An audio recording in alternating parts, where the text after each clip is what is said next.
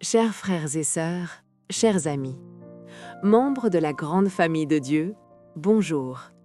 Jésus sait ce que tu peux devenir est le titre de la méditation du jour.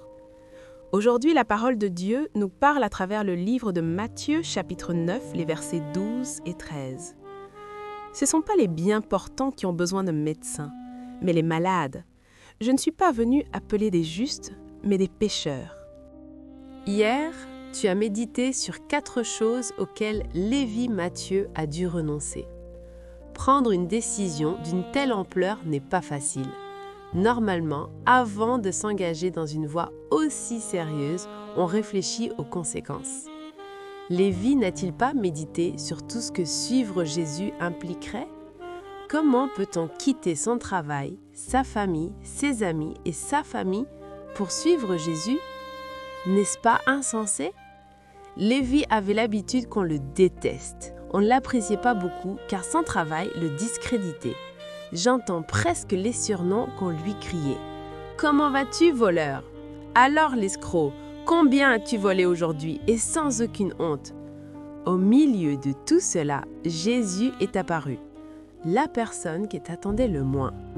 Il avait entendu parler de ses miracles, de sa popularité, et il savait que beaucoup de choses allaient changer si les gens le voyaient avec lui. Il n'avait pas imaginé la phrase qui allait tout changer. « Comment moi ?» Pourrait-il me regarder? Il était là, compatissant, compréhensif et aimant, disant « Lève-toi et suis-moi. » Il se peut que tout le monde te rejette, que tes surnoms reflètent ce qu'on pense de toi, que personne ne croit en toi et que tu ne crois même pas en toi-même. Mais j'ai une bonne nouvelle pour toi. Jésus ne pense pas comme tout le monde. Il sait où tu vis, comment tu penses, ce que tu fais et comment tu parles. Ce qui est formidable, c'est que malgré tes imperfections, il t'aime. N'est-ce pas incroyable? Lévi Matthieu a vu sa chance et n'a pas hésité.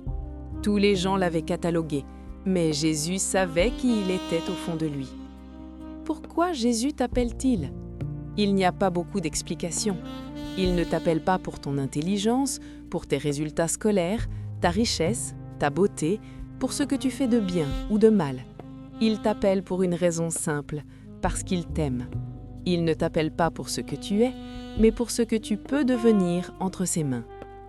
Cher ami, peu importe ce que tu ressens ou ce que les gens pensent de toi, Jésus te connaît bien. Écoute sa voix et vois qu'il n'y a dans son regard aucun reproche, aucune haine, mais que de l'amour. Peu importe qui tu es ou qui tu peux avoir été. Ce qui compte, c'est ce que Jésus fera de toi contre toute attente, parce que tout est par sa grâce. Prions ensemble. Seigneur Jésus, merci pour ton regard plein d'amour et de compassion. Tu connais mon passé et tu sais ce que je peux devenir par ta grâce. Aide-moi à écouter ta voix, à te faire confiance et à te suivre chaque jour. Je remets ma vue entre tes mains.